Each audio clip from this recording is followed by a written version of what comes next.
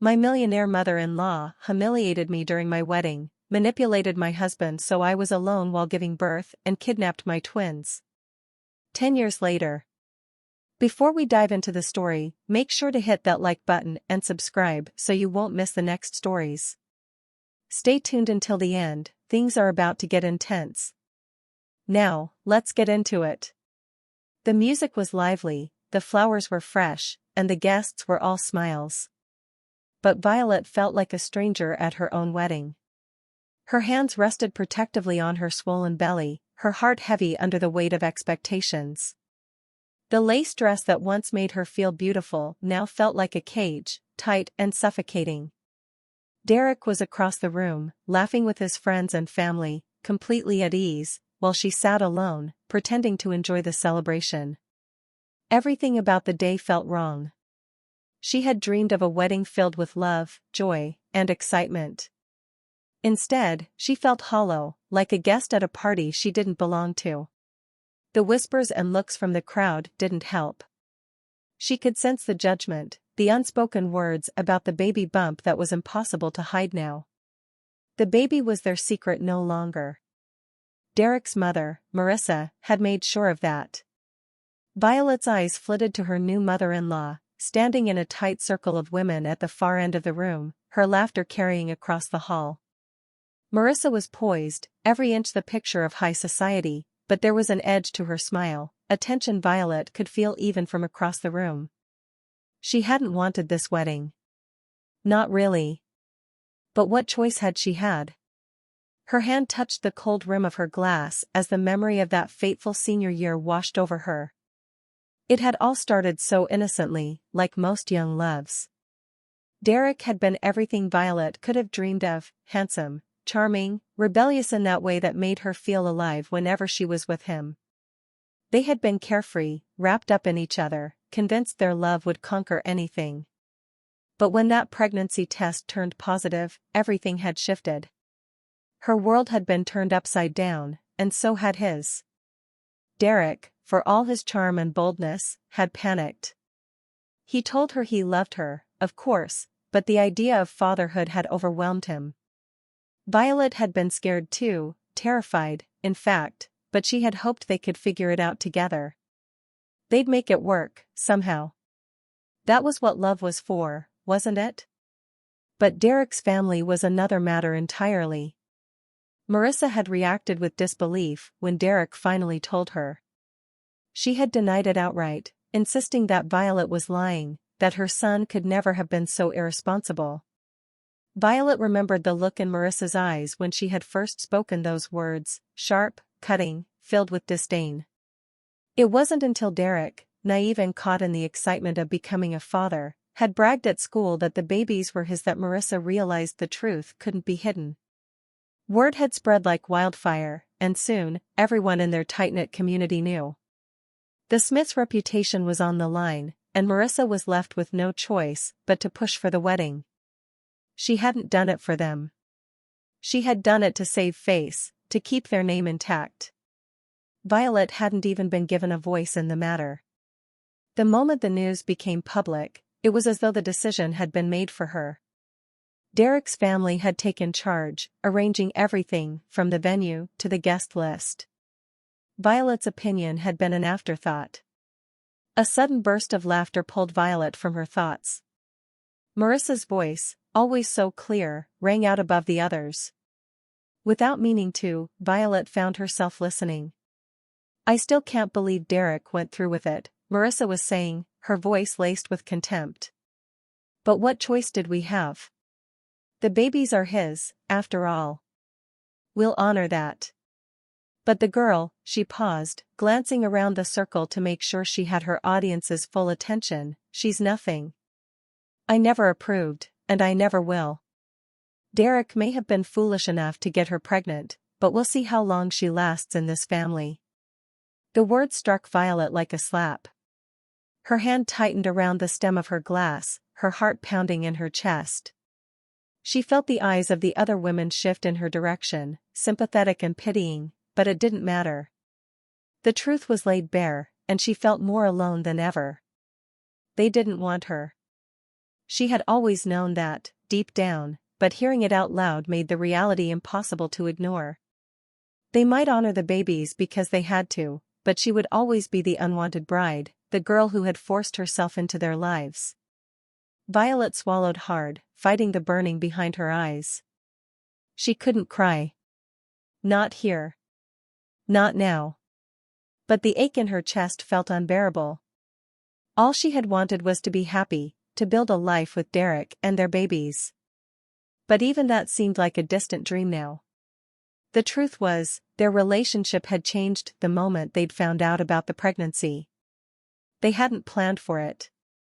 One moment they were carefree high school seniors, and the next, they were parents-to-be, thrust into a situation neither of them was ready for. Marissa had tried to sweep the whole thing under the rug, claiming the babies weren't Derek's, hoping to somehow erase the reality of it all. But once the gossip started, once people knew, she had no choice but to relent. Appearances had to be kept up, after all. And so here they were, standing in a lavish ballroom, pretending this wedding was something they all wanted. Violet felt like a prisoner, trapped in a life she hadn't asked for. She took a deep breath, trying to steady herself. It was her wedding day. She should feel happy, excited for what lay ahead. But all she felt was dread. Dread for the future, for the loneliness that had already begun to seep into her life. As the music swirled around her and the guests danced and drank without a care, Violet stood, quietly slipping away from the table. She needed air, needed space. She needed to breathe. The clink of glasses, the hum of conversations, and the occasional bursts of laughter filled the grand hall, but Violet couldn't focus on any of it. The weight of Marissa's words still clung to her, tightening around her chest like the too-tight bodice of her gown. She felt a hollow ache settle in her stomach, and the overwhelming desire to escape pressed down on her. Derek stood by the bar, his arms slung around one of his old high school buddies, laughing without a care in the world. For a moment, she watched him, waiting for him to glance her way, to notice her discomfort, her pain. But he didn't. Violet walked across the room, her heels clicking softly against the marble floor, and gently touched his arm. Derek looked down at her, his smile faltering for a brief second before he plastered it back on. "What's wrong?" he asked, his voice just loud enough to be heard over the music. "I want to leave," she said quietly. Her voice trembled, but she steadied herself. "I overheard your mother, and I can't stay here. Please, let's go home." Derek frowned. "Leave? Now?" He glanced around the room, as if the thought of walking out before the party ended was absurd. "Violet, come on. We're just getting started. My friends are here. Everyone's having a good time." Her heart sank. She wanted to tell him how much Marissa's words had hurt, how alone she felt, but instead, she swallowed the lump in her throat. "I'm not having a good time," she whispered, her voice barely audible. "I don't feel right being here." "Don't be dramatic," Derek replied, his tone light, but his words stung. "It's just a party. Go upstairs, rest if you need to. I'll be up later." Violet's finger slipped from his arm. For a moment, she stood there, hoping he'd change his mind, take her hand, and leave with her. But he didn't. He turned back to his friends, laughing, as if their conversation had never happened. She turned and walked away, her steps quicker, more determined. The heat from the crowded room became unbearable, her head spun with the noise, the laughter, the celebration that she felt no part of. The front door beckoned her, and without another word, without even looking back, she left. The night air hit her like a cold slap, and for a moment, she paused on the steps of the grand estate, staring out at the darkness. The mansion loomed behind her, large and imposing, a symbol of everything she had stepped into but never truly belonged to. She pulled the shawl tighter around her shoulders and started walking toward the parked car waiting at the bottom of the driveway. The ride back to the mansion where she now lived felt endless, the silence inside the car heavy. No one had noticed her leave. no one had cared. As the car pulled up to the sprawling house, Violet sat still for a moment, gathering herself before stepping out. The lights of the mansion flickered in the distance, warm and inviting, but to her, they felt cold. Unwelcoming. The driver opened the door for her, and she stepped out, clutching her dress in her hands as she made her way up the stone path. She entered the mansion, greeted by the emptiness that echoed her own feelings. The house was beautiful, with its grand staircase, elegant chandeliers, and rooms that seemed to go on forever. But it wasn't home. It never had been. She wandered through the quiet halls, her footsteps muffled by the thick carpets, and found herself in the master bedroom. Derek's clothes were tossed on the chair, his shoes by the door. His presence was all over the room, but he wasn't here. He wasn't with her. And that realization cut deeper than she wanted to admit. Violet sat on the edge of the bed, her hands resting on her belly as her thoughts drifted. Derek had been everything to her once. She thought back to their high school days, back when life seemed simpler. Back when love had seemed like enough. They had met at the start of senior year. Violet, quiet and reserved, had never been the center of attention, but Derek had noticed her, pulled her into his orbit with his charm and easy smile. For the first time in her life, she had felt seen, important. The whirlwind of their romance had made her feel like she finally belonged somewhere. With him. But all that had changed when they found out she was pregnant. She remembered the shock, the disbelief, the fear that had gripped her when she saw the positive test. She had barely been able to breathe, her heart racing as she called Derek. At first, he had been supportive, saying all the right things. They would figure it out. They would make it work. They had love, didn't they? But that support had faded quickly, especially once his parents got involved. Marissa had wanted nothing to do with her, with the baby, and for a while, she had even tried to deny the pregnancy. But once Derek's loose tongue had confirmed everything, the charade had started. The wedding. The mansion. The illusion that they could somehow make this work, when deep down, Violet knew she was already losing him. And now, here she was. Alone. She thought of her foster family, the home she had lived in before all of this. It had been small, cramped even, but it had been filled with people. It had been noisy and chaotic, but at least it had been warm. At least it had felt like something. Now, even that was gone. Her foster family had been clear, they couldn't support her with a baby, not now that she was 18 and legally an adult. They had their own children to care for, their own problems. So, when Derek's family had offered her a place, she had taken it, because what else could she do? She had never felt more isolated. The days blurred together in the vast, empty mansion. Violet moved through them as though in a trance, going through the motions, but feeling disconnected from everything. Derek was rarely home, and when he was, he spent most of his time talking about work or preparing for his upcoming college move. There was no room in his life for her, or the babies growing inside her. It wasn't just the physical loneliness that weighed on her, though that was suffocating enough. It was the emotional distance that gnawed at her insides. She had thought they would tackle this challenge together, that even if they were young, even if it wasn't planned, their love would get them through. But it hadn't. Each day, Derek drifted further away. And Violet was left to sit in a house that wasn't hers, carrying a burden she hadn't been prepared for, while pretending everything was fine. The contractions started in the early morning, sharp and sudden. At first, she thought it was just the usual discomfort. Her body had been aching for weeks now, and sleep had become a distant memory. But as the pain intensified, tightening around her belly like a vice, she knew something was wrong. She reached for her phone, her fingers trembling as she dialed Derek's number. It rang several times before he finally answered, his voice groggy on the other end. "Violet," he mumbled. "What time is it?" "Derek," she gasped, her breath catching as another wave of pain crashed over her. "I think it's happening." The babies. I'm in labor. There was a pause on the line, too long for what she had just told him. You can't be. It's too early. I know, but it's happening. She could barely speak through the pain, her hand gripping the edge of the nightstand for support. Please, come home. I need you. I can't, he said, his tone more annoyed than concerned. I'm in the middle of a meeting. My family's counting on me to handle this deal. You've got time, don't you? Call an ambulance, or Marissa can help. Marissa? Violet's voice shook with disbelief.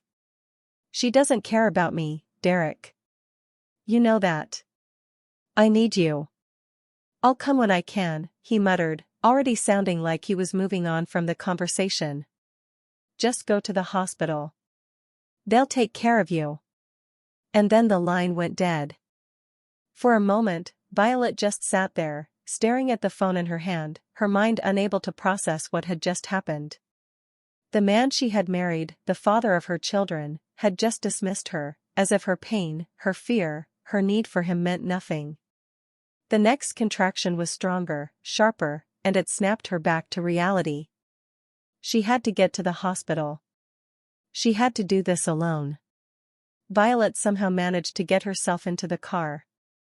Every bump in the road sent fresh waves of pain shooting through her, but she forced herself to stay calm. She couldn't afford to panic, not now. Not when her babies were depending on her. By the time she reached the hospital, her vision was blurred with tears and the edges of her world had started to close in. Nurses rushed to her side, helping her out of the car and into a wheelchair, their voices urgent but kind. Everything after that was a blur of fluorescent lights, hurried instructions, and the sterile smell of antiseptic. Hours passed. The pain was relentless, crashing over her in waves that felt like they would never end. She cried out for Derek, even though she knew he wasn't coming. She begged for relief, for something, anything to make it stop. And then, in the early hours of the next morning, her twins came into the world. 2 tiny, fragile lives, too small, too early. Their cries were weak, but they were alive. That was all that mattered. Violet lay back, exhausted and overwhelmed, her body shaking with the effort it had taken to bring them here. But she was alone. Derek wasn't there. He hadn't called, hadn't come to check on her. She was married, but in that moment, she realized the truth, she didn't have a husband. She had a title, a ring, but nothing else. No partner. No support. She was on her own. Tears slipped down her cheeks as she stared at the babies, her babies, in the incubators beside her. They were so small, so fragile, and the enormity of the responsibility she now carried hit her like a tidal wave. She didn't know how she was going to do this. She didn't know if she could. But then, a soft voice interrupted her thoughts. Hey, Mama. You did great. Violet turned her head, blinking through her tears to see a nurse standing by her bed. The woman had kind eyes and a warm smile, her hands gentle as she checked the monitors beside her. I'm Clara, she said, adjusting the 4 in Violet's arm. I'll be taking care of you and those little ones for the next few days. I don't know how to do this, Violet whispered, her voice breaking. I don't know if I can. Clara smiled, sitting down beside her. You just did the hardest part, sweetheart. And you did it all on your own. You're stronger than you think. Violet shook her head, fresh tears spilling over. But I'm alone. I don't have anyone. Clara's expression softened, and she reached out, taking Violet's hand in hers. You're not alone, she said firmly. Not anymore. You've got those babies, and you've got me. We're going to take this one step at a time, okay? We're going to get through it together. The mansion felt even colder when Violet returned with the twins. The grand halls echoed with the emptiness she had come to know all too well, and the silence weighed heavier than ever. It should have been a joyful homecoming, bringing her babies back from the hospital, but all Violet felt was a deep, gnawing sense of dread. She stood in the nursery that Marissa had insisted on decorating, staring at the cribs with their expensive linens and delicate mobiles. It was beautiful, sure. But it wasn't home. Not for her, not for the twins. They deserved more than this. They deserved warmth, love, a real home filled with care and safety, not luxury wrapped in coldness. Violet couldn't ignore it any longer. She had to leave. For the first few days, she had tried to make it work, for the baby's sake. But Derek had barely been in touch, already absorbed in his new life at college, and Marissa hovered over everything, making it clear that Violet was nothing more than an inconvenience. It was a constant reminder that she didn't belong here, and more than that, she didn't want to. She picked up her phone and called Clara, her only friend in this strange, overwhelming chapter of her life. "I can't stay here anymore," Violet said quietly, holding back the tears that threatened to spill over. "I can't do this." There was a pause on the other end before Clara's voice came through, steady and reassuring.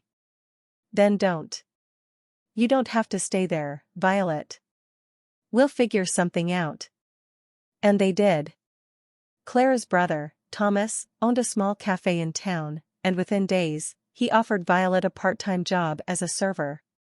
It wasn't glamorous, and it wasn't what she had planned for her life, but it was a lifeline.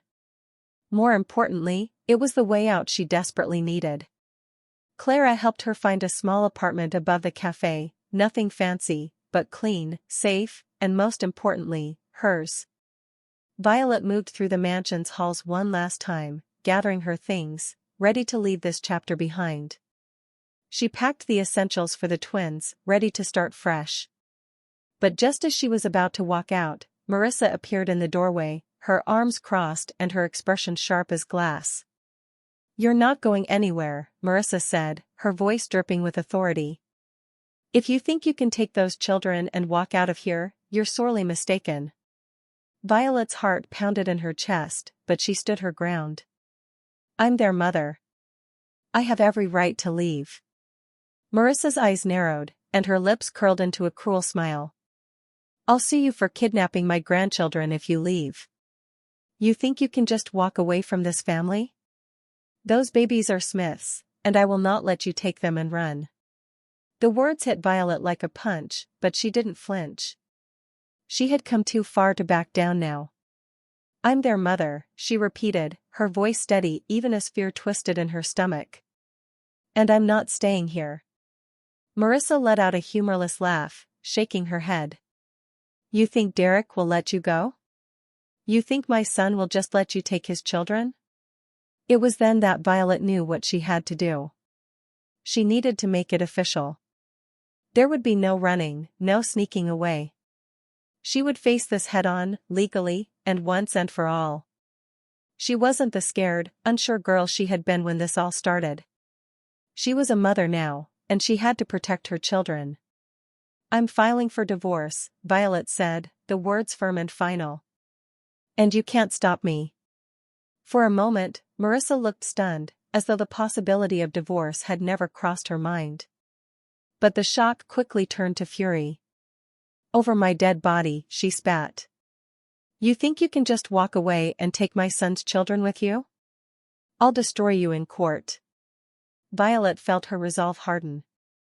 Marissa might try to use her power and influence to scare her, but Violet wouldn't be intimidated. She had seen enough of Marissa's tactics to know that this was just another game, another way to control her. And she wasn't going to play along anymore. "I'm not afraid of you," Violet said, her voice low but filled with conviction. "I'll find a lawyer. I'll fight for my children, and I'll win." Violet turned and walked past her, holding her head high even though her heart raced.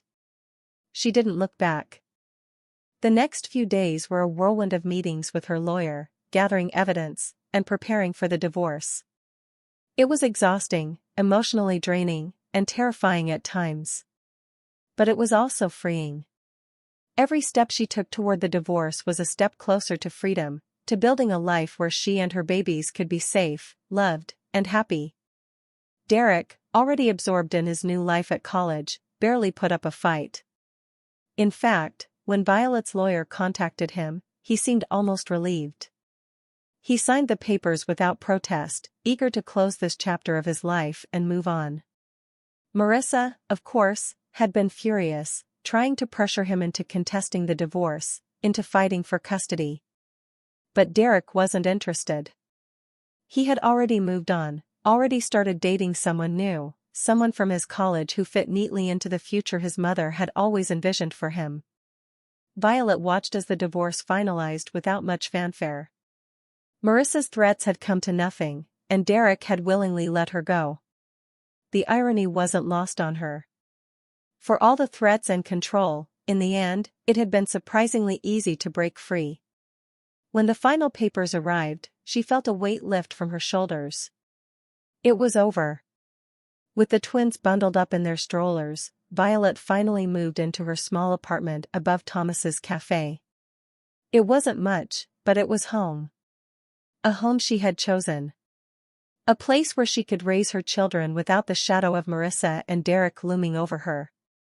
Violet's days had become a delicate balancing act. Between caring for the twins and working at Thomas's cafe, she barely had time to catch her breath. Her apartment was small, the bills tight, and there were days when exhaustion clung to her like a second skin. But for the first time in what felt like forever, Violet was at peace. The cafe buzzed with activity every morning. The scent of freshly brewed coffee and warm pastries filled the air, and Violet found herself falling into the rhythm of serving customers, wiping tables, and chatting with regulars. It wasn't the life she had imagined, but it was hers. And in that simple truth, she found comfort. Clara and Thomas were her lifelines. Clara popped in nearly every day, always with a smile or a joke, making Violet feel like she had a true friend for the first time in a long time. As for Thomas, he was patient and kind, always there to lend a hand or a reassuring word when things got tough. At first, he had been just her boss, a quiet but thoughtful presence in the background, running his cafe with a calm efficiency. But as the days turned into weeks, something began to shift between them. It wasn't sudden, nor was it something either of them had planned. It started with small gestures, a cup of tea left for her on the counter when she looked particularly tired, the way he'd hold the door for her when her hands were full with the twins, or the soft, concerned way he'd ask, "Are you doing okay?" after a particularly long shift. Violet found herself lingering after closing, helping Thomas tidy up even when he didn't ask. They talked easily, about the cafe, about the twins, about life. Thomas had a quiet strength about him, and while he never pried into her past, he always listened when she needed to talk. It was a friendship that had grown slowly, naturally, until one evening, it changed. They had just finished closing up. The cafe was quiet, the chairs stacked on the tables, and the lights dimmed. Violet was wiping down the counter, her body aching from another long day, when Thomas came up beside her. He didn't say anything at first, just leaned against the counter, watching her with those thoughtful eyes of his. "You've been working hard," he said softly. "You should let me help more." Violet gave him a tired smile. "You already do. Besides, I don't mind. It's good to keep busy." Thomas's gaze lingered on her, something unspoken flickering between them. "You deserve more than just being busy, Violet," he said quietly. "You deserve to be happy." The words hung in the air between them, heavy with meaning. For the first time, Violet really looked at him, saw him. Not just as her boss, or the man who had been kind enough to give her a job and a place to live, but as someone who cared. Really cared. Her heart gave a little flutter, the kind she hadn't felt in a long time. She wasn't ready, not yet. But there was something there, something warm and steady, and it scared her just as much as it comforted her. "I'm trying," she said softly, her voice barely above a whisper. Thomas reached out, gently brushing a strand of hair behind her ear. It was the simplest of gestures, but it sent a jolt of electricity through her. She didn't pull away, and neither did he. They stood like that for a long moment, the world quiet around them. And in that stillness, something shifted. They didn't need to say anything, there were no grand declarations, no dramatic kisses. Just a quiet understanding that something was growing between them. In the days that followed, they danced around it, neither pushing nor pulling. Thomas continued to help with the twins, offering to watch them when Violet needed to work late or run errands. He'd bring dinner up to her apartment when he could tell she was too tired to cook, and more often than not, they'd share a meal together, talking easily into the night after the babies had gone to sleep. It was a slow burn, but it felt right. Natural. And little by little, Violet's heart began to heal. One evening, after an especially busy day at the cafe, Thomas invited her over for dinner at his place. It wasn't much different from their usual nights, but something about the way he asked made Violet's stomach flutter with nerves. They ate together, the twins happily gurgling in their playpen, and afterward, they sat on his small couch, sipping wine. The conversation was light, easy, but there was a tension in the air, something unspoken between them. At some point, Violet realized she was leaning closer to him, her knee brushing against his. Her heart raced, but she didn't pull back. And neither did he. "Violet," Thomas said softly, turning to face her fully. His hand rested on the couch beside her, his touch hesitant but steady. "I don't want to rush you, or make you feel pressured, but I care about you. A lot." Her breath caught in her throat. She hadn't expected him to say it, not like this, not now. But hearing it, knowing that he felt the same way, sent warmth flooding through her. "I care about you too," she whispered, her voice trembling. And that was it. The quiet moment they had been building toward for months. Thomas leaned in, his lips brushing hers in the softest, gentlest kiss she had ever known. It wasn't urgent or rushed, it was calm, certain, the kind of kiss that made her feel safe and cared for. When they finally pulled apart, Thomas rested his forehead against hers, his eyes closed. "We'll take this slow," he promised. "Whatever you need, I'm here." And she believed him. For the first time in years, Violet believed in the possibility of love again. Not the wild, reckless kind of love she had once shared with Derek, but something quieter, deeper. Something that felt real. The idea of Thomas adopting the twins came up one quiet evening after the cafe had closed. Violet had been feeding the babies while Thomas stood nearby, cleaning up the last few crumbs from the counter. They had slipped into a comfortable rhythm over the past few months, a kind of partnership that felt more like family with each passing day. "You know," Thomas began, his voice soft but steady, "I've been thinking about the twins.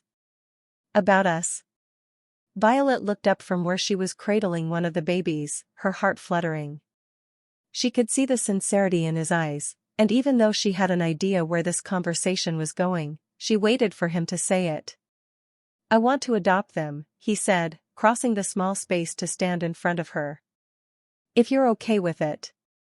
"I love them, Violet, and I love you. I want to be their dad, in every way that matters." The words settled over her like a warm blanket. Violet had always known that Thomas loved the twins as if they were his own, but hearing him say it out loud brought tears to her eyes. She blinked quickly, trying to fight them back. "You really want that?" she asked, her voice trembling. He nodded. "More than anything. I know I'm not their biological father, but that doesn't matter to me. What matters is being there for them, being the father they need. I want us to be a family, officially." Violet felt her chest tighten with emotion, and before she could think of a reply, she stood and wrapped her arms around him, her heart full. Thomas held her tightly, his hand gently stroking her back. "I want that too," she whispered into his shoulder, her voice thick with tears. "I want it so much." And just like that, the decision was made. They would make it official. The next few weeks were a blur of paperwork and meetings with lawyers, all of it necessary to begin the adoption process. It wasn't as simple as just signing a few papers. There were legal steps to take, hoops to jump through, and, of course, Derek's signature would be required. He was still the biological father, after all, even though he hadn't been involved in their lives since the divorce. Violet wasn't worried about Derek. He had made it clear that he wanted no part in raising the twins, and from what she had heard, he was fully absorbed in his college life. But there was one person she hadn't accounted for, Marissa. The first sign of trouble came when Violet's lawyer contacted Derek to request his signature for the adoption papers. According to the lawyer, Derek had agreed without hesitation, more than willing to let Thomas step in as the twins' legal father. But when Marissa caught wind of what was happening, everything changed. It started with a phone call. Violet was in the middle of changing one of the twins when her phone buzzed on the table beside her. She glanced at the screen and froze. Marissa's name flashed on the display, and a chill ran down her spine. She hesitated for a moment before answering, her voice cautious. "Hello? You think you can just replace Derek? With that cafe owner?" Marissa's voice dripped with venom, the bitterness sharp enough to cut through the phone. "You think I'm going to let that happen?" Violet swallowed, steadying herself. She had learned long ago not to let Marissa intimidate her, but even so, hearing her voice brought back a flood of bad memories. "Marissa, it's not your decision. Derek signed the papers. He's okay with it." Marissa let out a sharp, humorless laugh. "My son may be a fool, but I'm not. Those children are Smith's, Violet. And I'll be damned if I let some low-class nobody adopt them." Violet's grip on the phone tightened, anger flaring up inside her. "Thomas is a better father than Derek ever was," she shot back. "He loves them. He's here for them. Derek doesn't care, and neither do you. This isn't about what's best for the twins, it's about control, and you've lost it." The silence that followed was heavy, the air between them thick with tension. "You'll regret this," Marissa said quietly, her voice cold as ice. "I'll take this to court. I'll prove that you and that man aren't fit to raise my grandchildren. You think you can just cut me out of their lives? You have no idea who you're dealing with." With that, the line went dead. Violet sat in stunned silence for a moment, her heart racing. She had known that Marissa wouldn't be happy about the adoption, but she hadn't expected this level of fury. A court battle was the last thing she needed right now, especially with the twins so young. But one thing was certain, she wasn't backing down. Not now. When she told Thomas about the phone call that evening, he listened quietly, his jaw tight with tension. He didn't say much at first, but Violet could see the determination in his eyes. "We'll fight it," he said after a long pause. "She can't win, Violet. Not when it's clear that Derek doesn't want custody. The law is on our side." And he was right. Marissa tried everything, filing for guardianship, dragging Violet and Thomas to court, claiming that they were unfit parents. But her efforts crumbled when the judge saw the reality of the situation. Derek had no interest in the children, and Marissa's interference held no legal weight. The court saw through her thinly veiled attempts at control, and in the end, she lost. The judge ruled in favor of the adoption, granting Thomas legal rights as the twins' father. Marissa's fury knew no bounds, but there was nothing more she could do. The day the adoption was finalized was one Violet would never forget. They signed the papers in the courthouse, and as the lawyer handed Thomas the official documents, a wave of relief washed over her. They were a family now, legally, officially, in every way that mattered. Thomas held the twins close, kissing each of their tiny foreheads, his eyes glistening with emotion. "We did it," he whispered, his voice thick with happiness. Violet smiled, her heart full as she looked at the man she had come to love so deeply, the man who had stepped in to be the father her children needed. "Yes," she said softly, her voice steady and sure. "We did." The rain fell in a steady rhythm, the kind that soothed most people. But for Marissa, it only heightened the tension coiled in her chest. She sat at the long mahogany dining table, her hands curled around a half-empty glass of wine. Her eyes, sharp and calculating, stared out the wide window into the drenched garden beyond, but her mind was miles away, on Violet, on the twins, on the future she had lost control of. The adoption had been a blow. A final slap to the face from a woman she considered beneath her, and a cafe owner who had no business raising her grandchildren. Marissa had thought she could intimidate Violet, push her into submission, but that girl had shown more strength than she had expected. And now, legally, the twins were no longer Smiths. They belonged to that man, that nobody. It was unacceptable. Marissa's whole body hummed with anger. Derek, her precious son, had washed his hands of the situation, already moving on with his new life in college, already dating a girl who met her standards, class, money, a future. She knew Derek would never come back for those children. He'd made his position clear, telling her that his life didn't include them. But Marissa wasn't done. Not by a long shot. In her mind, there was only one way to fix this, to right the wrong that had been done to her family's name. She needed those children back. If she had them, everything could be arranged. With the right lawyers, the right tactics, she could secure permanent guardianship. Derek's disinterest wouldn't matter, no court would deny her once she had the twins in her care.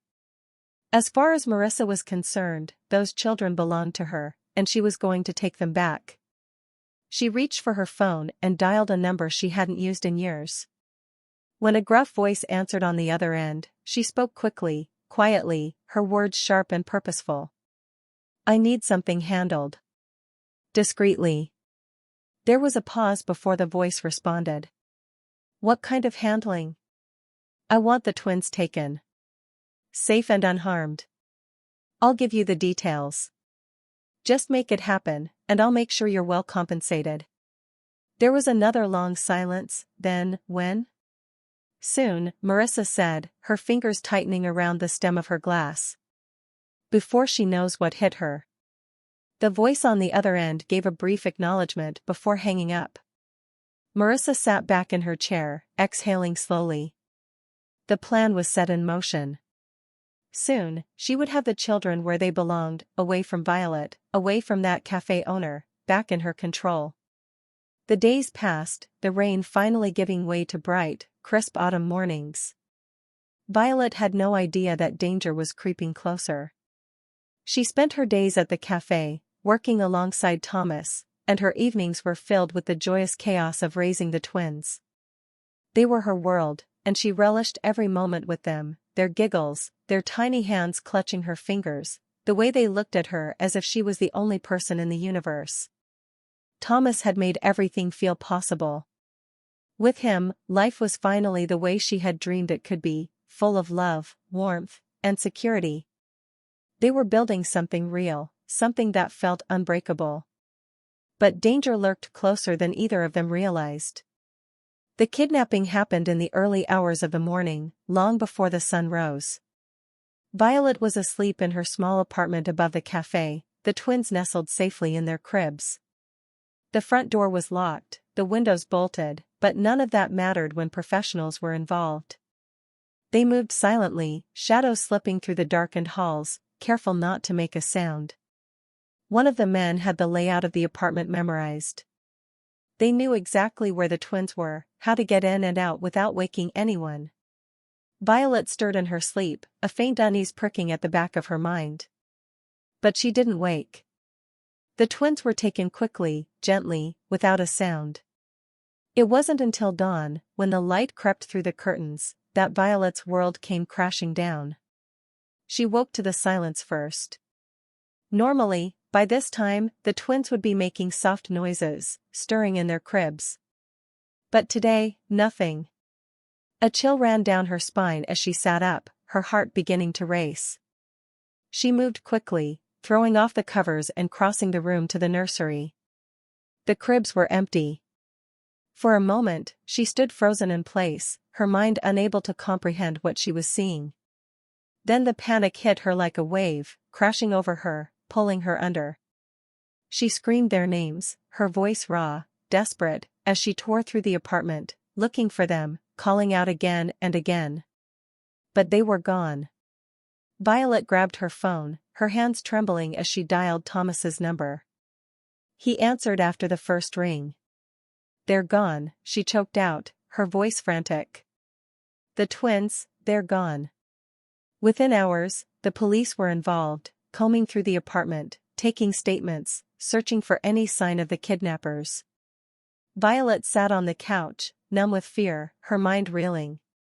Thomas sat beside her, his hand gripping hers tightly, his face pale and set with determination.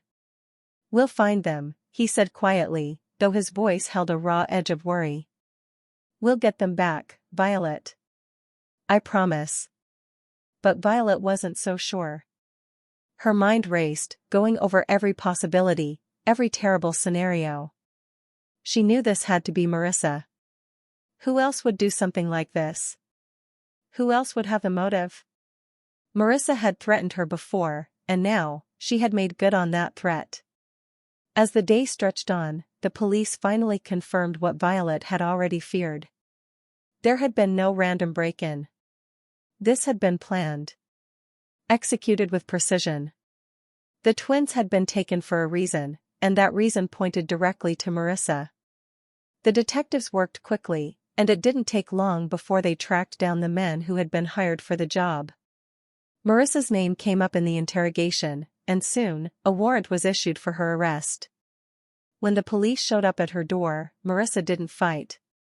She let them take her away in handcuffs, her face cold and unmoved, even as the high society world she had so carefully built came crashing down around her. The moments after the twins were taken felt like a blur to Violet. The police arrived quickly, filling her small apartment with officers, questions, and noise, but the world around her seemed muffled, distant. Her hand shook as she answered the detective's questions, her heart pounding with fear and helplessness. Thomas stayed by her side, his arm around her, solid and steady, though she could feel the tension radiating off him, the anger simmering beneath the surface. "I know it was her," Violet whispered to the lead detective, her voice trembling. "Marissa, Derek's mother. She threatened me. She said she'd take them." The detective nodded, his expression grim. "We'll look into it. If there's anything to that claim, we'll find it." Hours passed. The apartment was searched, and forensic teams combed through every inch for clues, but the details were sparse. Whoever had taken the twins had been professional, careful. But there were always traces, and the police were skilled at finding them. Violet sat on the couch, staring blankly at the empty cribs, the ache in her chest nearly unbearable.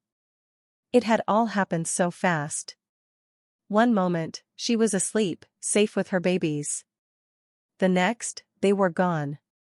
She couldn't stop replaying the last few days in her mind, wondering if there had been any sign, any warning that she had missed.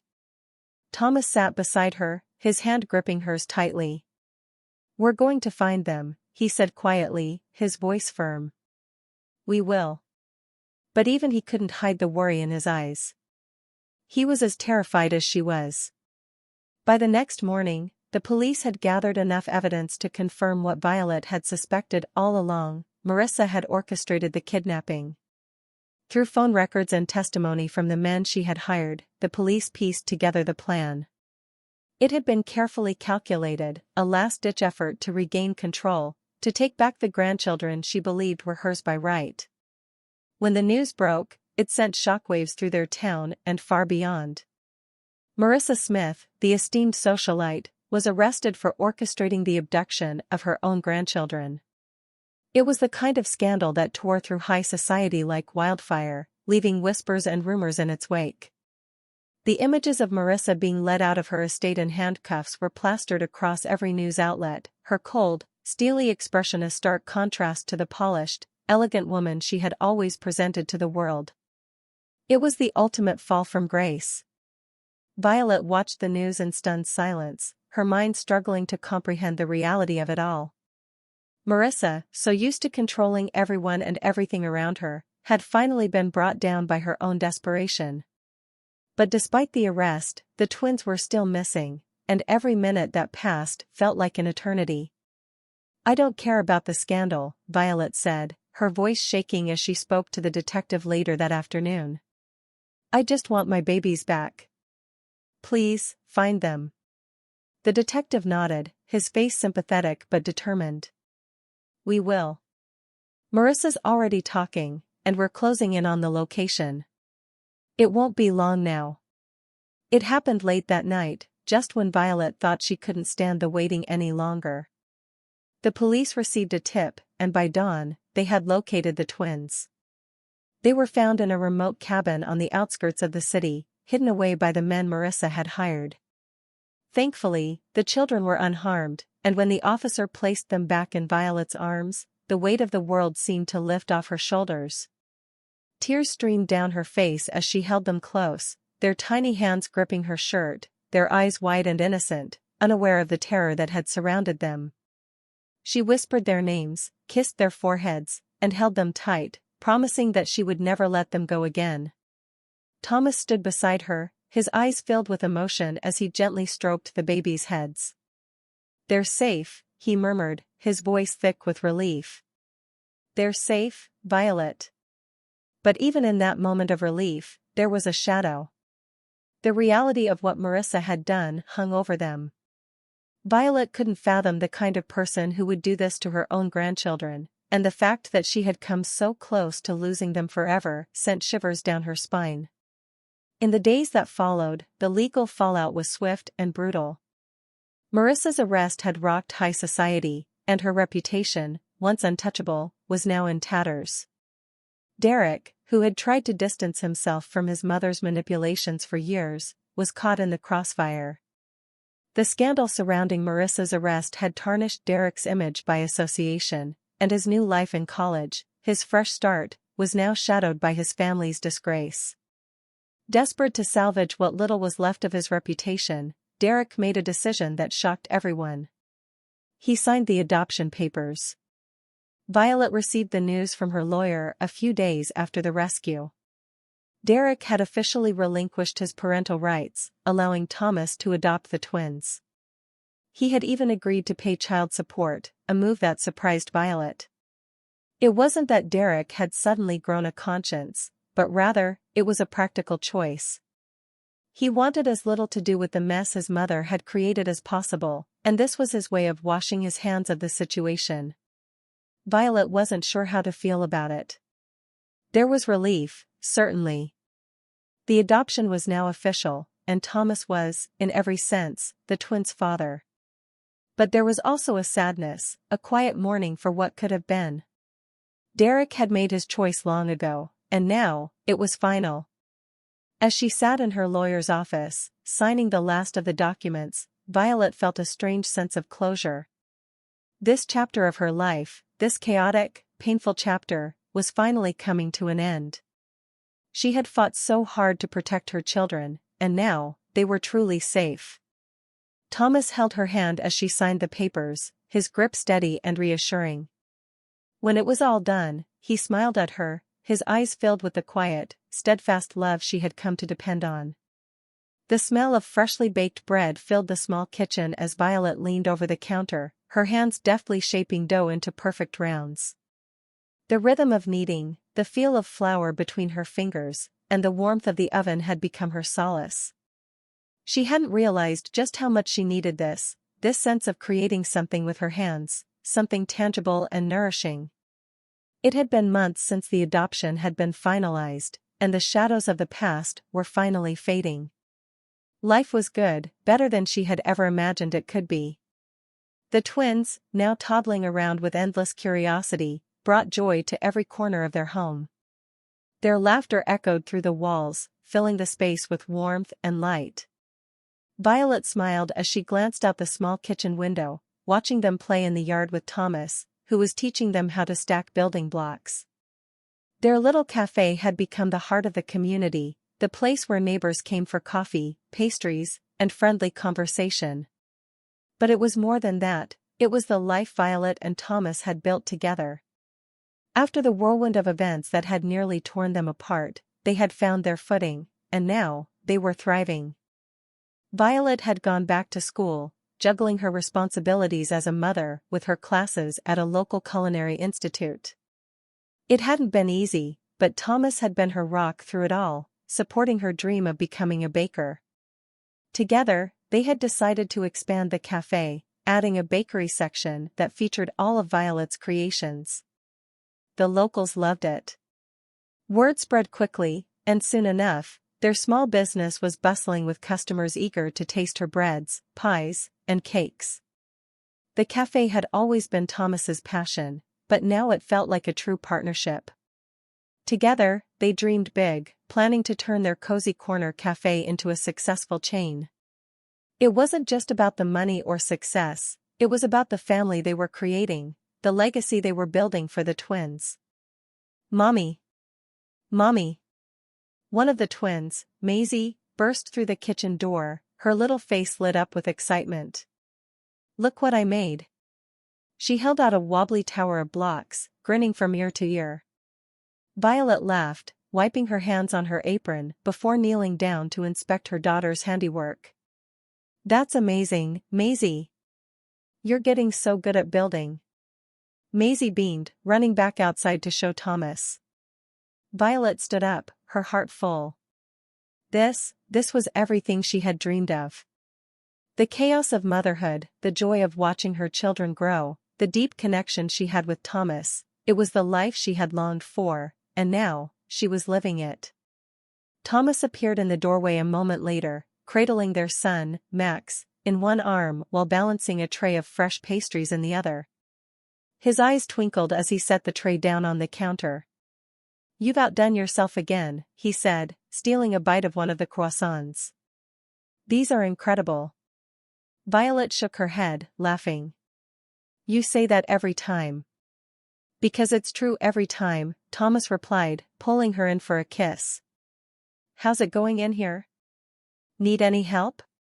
I think I've got it, she said, glancing at the clock. But we're going to need to pick up more flour for tomorrow's batch. I didn't realize we were running so low. Thomas nodded. I'll swing by the store later. I need to meet with the contractor about the second location, anyway. The second location. The thought still made Violet's heart race with excitement. After years of hard work, they were finally expanding.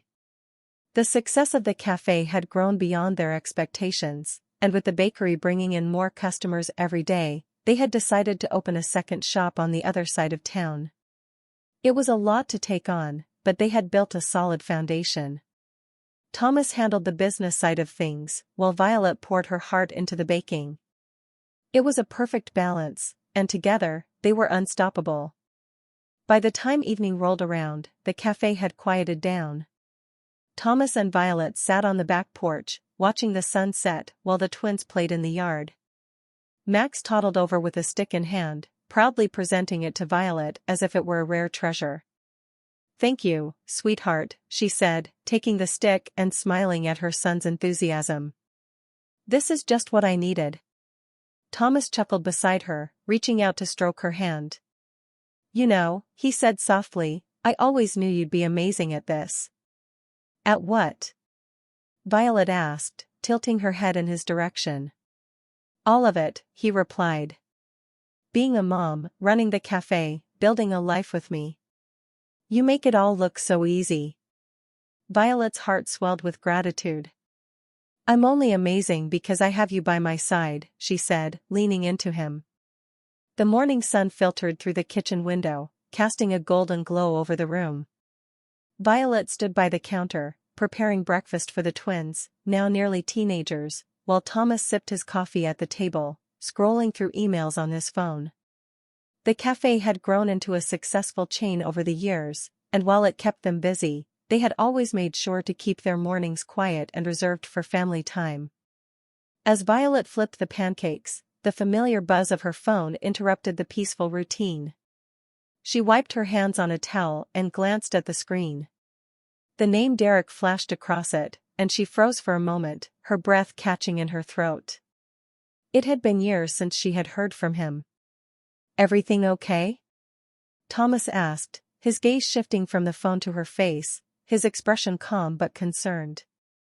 Violet swallowed hard, then nodded slowly. "It's Derek," she said quietly. "He wants to talk." Thomas set his coffee down, his brow furrowed slightly. "After all this time?" She nodded again, uncertainty tugging at her. She hadn't thought much about Derek in the years since they had signed the adoption papers. Their lives had moved in completely different directions, and she had come to terms with the fact that Derek wasn't a part of her children's lives. Thomas had stepped in as their father in every way that mattered.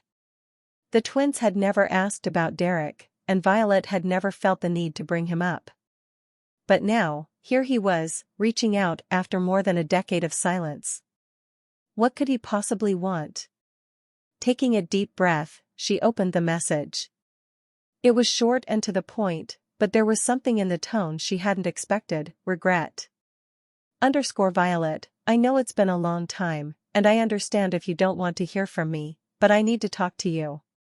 Mom's in poor health, and I've been doing a lot of thinking.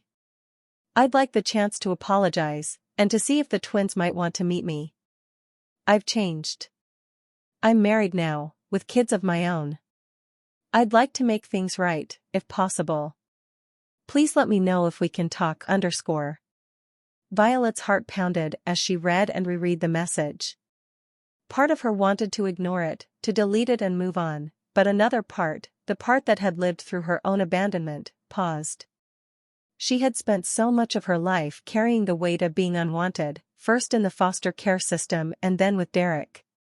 It had shaped her, but it had also made her stronger. Could she offer Derek a chance at something different for their children? She set the phone down, her hands shaking slightly. He wants to meet, she said, her voice soft. Thomas reached for her hand, giving it a gentle squeeze. What do you want to do? I don't know, she admitted, sitting down across from him. I never thought he'd come back. And part of me doesn't want him to. We've been fine without him. The kids have been fine. But? Violet sighed, running a hand through her hair. But, maybe they deserve the chance to make that choice for themselves. I don't want to stand in their way if they want to know him. And I don't want them to feel abandoned, like I did. Thomas nodded thoughtfully. You've built something amazing with them. You've given them everything you never had growing up. If you think this could help close that chapter for them, or for you, then I think it's worth considering. She looked at him, grateful as always for his steady support. But what if it just brings up old wounds? What if it's a mistake? We'll make sure it's on your terms, Violet. You're not that scared girl anymore. You have control now. You can set the boundaries, and if it doesn't feel right, we walk away. Violet took another breath, steadying herself. Thomas was right. This time, she had control. She could protect her children, ensure they were safe emotionally and physically. If Derek was truly reaching out with sincerity, then maybe it was time to listen. Maybe it was time to face the past and give her children the option she never had, a chance to reconcile, to heal. That evening, after dinner, Violet sat down with the twins, now 12, to talk. Maisie and Max were inseparable, their personalities as different as day and night but complementing each other in ways that never ceased to amaze her. They had grown up loved, secure, and confident, thanks in large part to Thomas's unwavering presence in their lives. They called him Dad without hesitation, and their bond was deep. There's something I need to talk to you both about, Violet began, her voice calm but serious. The twins exchanged curious glances, sensing the shift in mood. Your biological father, Derek, reached out today, she said carefully, watching their reactions. Maisie's brow furrowed, and Max looked up from his homework, puzzled. He wants to apologize and see if you'd like to meet him, she continued. I want you both to know that this decision is entirely up to you. You don't have to meet him if you don't want to. Thomas is your dad in every way that matters, and nothing will change that. But I also don't want to keep you from a part of your history if it's something you want to explore. Maisie bit her lip, considering. Max shifted in his seat, quiet but thoughtful. After a long pause, Maisie spoke up. Do you think he's changed, Mom? Violet hesitated, then nodded slowly. I don't know for sure, but it seems like he's trying. He said he's married now and has kids of his own. People do change, sometimes. Max finally spoke. Would it hurt you if we met him? Violet's heart swelled with emotion. No, sweetheart. It wouldn't hurt me. As long as you're both okay with it, I'll support whatever you decide. The twins exchanged another look, and after a long moment, Maisie nodded. I think I'd like to meet him. Just to see. Max nodded in agreement. Yeah, me too. But only if it's okay with you and Dad. Violet smiled, her eyes misting with tears. Of course it's okay. The meeting was arranged for the following week, at a neutral location, a quiet park where the twins could feel comfortable. Violet sat on a bench with Thomas as they watched from a distance, letting the twins approach Derek on their own terms. Derek, older and more subdued than she remembered, sat nervously with his wife and young daughter, a far cry from the reckless boy she had once known. It was strange, watching them together, but also healing. Violet realized, as she sat there with Thomas's hand in hers, that the cycle of abandonment she had feared for her children wasn't going to be part of their story. They had a choice, they had support, and they had love. In that moment, Violet felt the last vestiges of her old wounds begin to close. She had built the stable, loving home she had always dreamed of, and now, her children would have the opportunity to create their own paths, without the weight of the past holding them down.